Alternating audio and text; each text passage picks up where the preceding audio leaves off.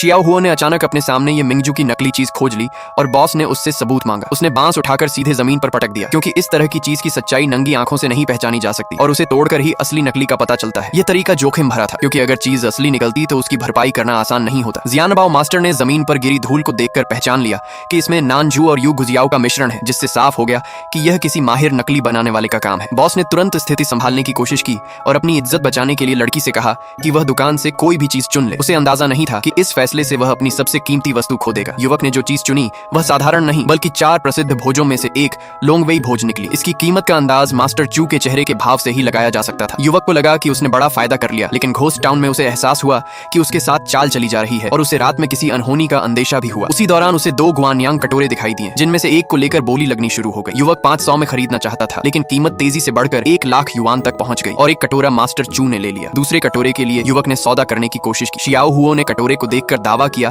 कि एक असली है और दूसरा नकली। ये सुनकर मास्टर चू ने अपने कटोरे को तोड़ दिया, लेकिन जब शियाओ हुओ ने टूटे टुकड़ों की जांच की तो पता चला कि वह असली था। उसने बताया कि दोनों कटोरे असल में एक जोड़ी हैं, जिन्हें लियांग जू बाई डाई कहा जाता है। यह सुनकर मास्टर चू सदमे में बेहोश हो गया और शियाओ हुओ डरकर वहां से चला गया। इस पूरे घटनाक्रम को एक रहस्यमयी बूढ़ा आदमी चुपचाप देख रहा था, जो बाद में बिना कुछ कहे चला गया, लेकिन उसकी मौजूदगी असामान्य लग रही थी। लोगों को समझ आ गया कि शियाओ हुओ कोई साधारण कारीगर नहीं है, बल्कि उसने एक ताओवादी गुरु से अलग तरह की शिक्षा पाई है। आगे चलकर घटनाएं अचानक बदल जाती हैं, जब युवक को एक दुर्घटना में चोट लग जाती है और वह अस्पताल पहुंचता है। वहां उसे पता चलता है कि उसकी चोट गंभीर नहीं है और उसकी शारीरिक बनावट काफी मजबूत है। बातचीत के दौरान यह भी सामने आता है कि वह एक खास खुशबू को पहचान सकता है और उसे जिन शांगयू जैसी दुर्लभ चीजों का ज्ञान है। वह अपने बचपन की एक घटना याद करता है।